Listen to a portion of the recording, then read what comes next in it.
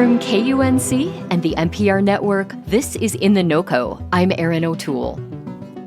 Unpredictable crop prices, extreme weather that spoils harvests, siblings with different levels of commitment to running the family farm for another generation.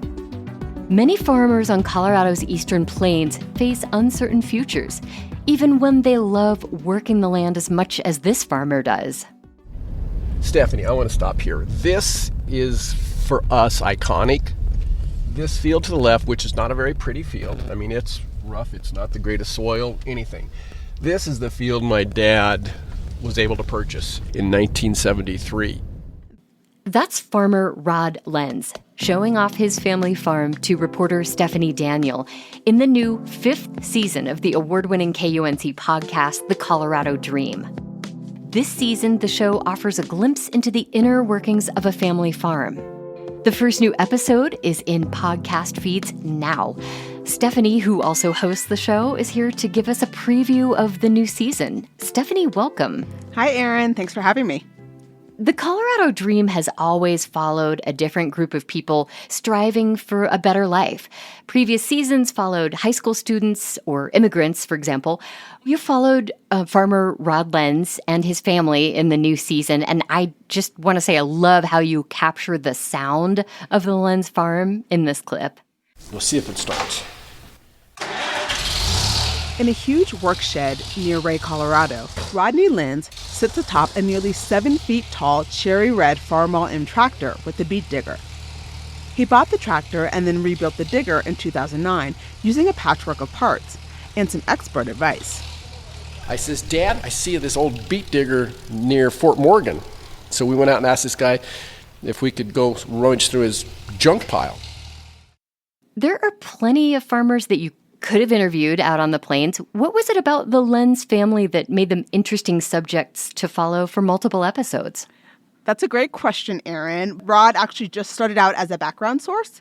I reached out to him just to learn a bit more about farming on the Eastern Plains and about the ag industry in Colorado and the positive and negatives. And the first question I asked him was, hey, tell me about your family farm.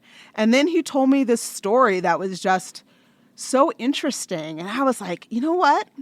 Can I actually feature your family farm on this podcast? Like, can you guys be my main character, my main source? Wow. And it all worked out. And, Lenz Farms was exactly what I was looking for. Oh, I bet he was excited about that. Yeah, he was. You tell the story of how Rod's family hit a rough patch in the 1980s after a hailstorm decimated the family's crops. He and his siblings pulled together and they found a way to scrape by.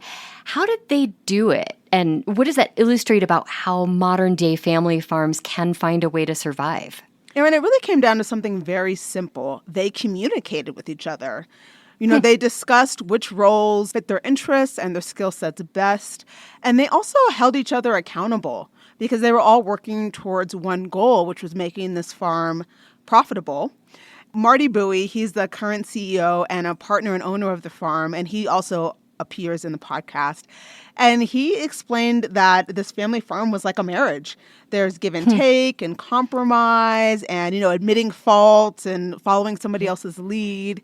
And another thing that they did was they created a blueprint for next generations to join the farm. Now, I think a lot of us have a quaint picture in our minds of a small, very rustic family farm. Rod's family farms thousands of acres. How much do they think about technology and efficiency as they run the farm? Yeah, I imagine they think about it a lot. As you mentioned, they've got thousands of acres. They're growing crops like corn and potatoes and beans.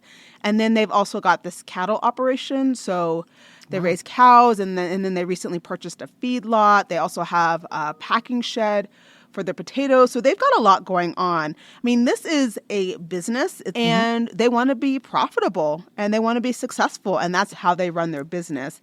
And of course, with any business, there are technology changes. And one thing that was really interesting is, they still use tractors.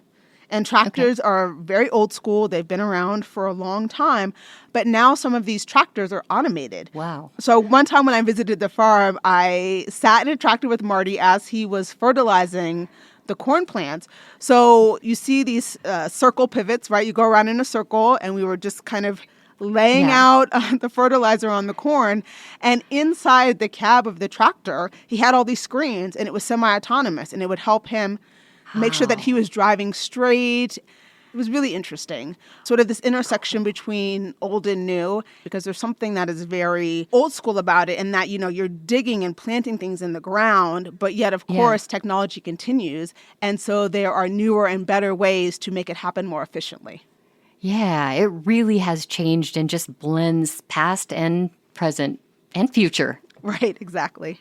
One thing that struck me, Stephanie, in listening to this episode was how often faith came up when you spoke to the Lenz family. Talk about how the family's Catholic faith informs their lives as farmers. Rod told me that Catholicism, their faith, is the glue that binds the family farm. And I will say faith is a big part of their lives. Most of the family is Catholic, and then some of them are not, of course, because, all families are different.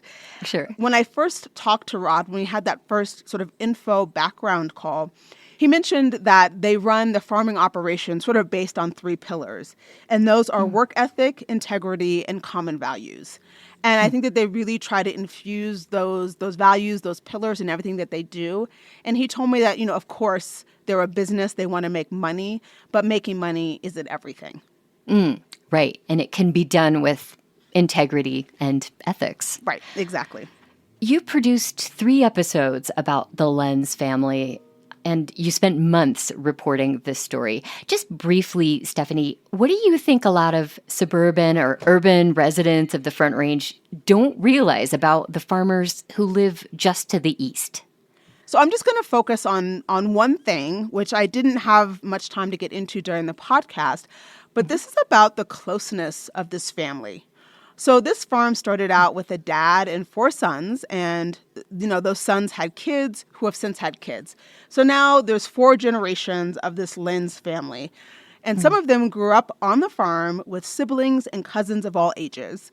They raised their kids together, but then also they would take their younger cousins to the movies or babysit their younger cousins. So I just thought that was really interesting, and something that maybe people don't really think about is just kind of the culture of family out there and how important it is. How tight-knit they are. Yeah, it was pretty cool.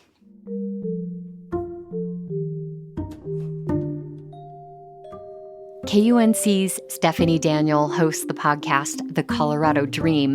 The new season explores family farms on the Eastern Plains, and the first episode is in podcast feeds now.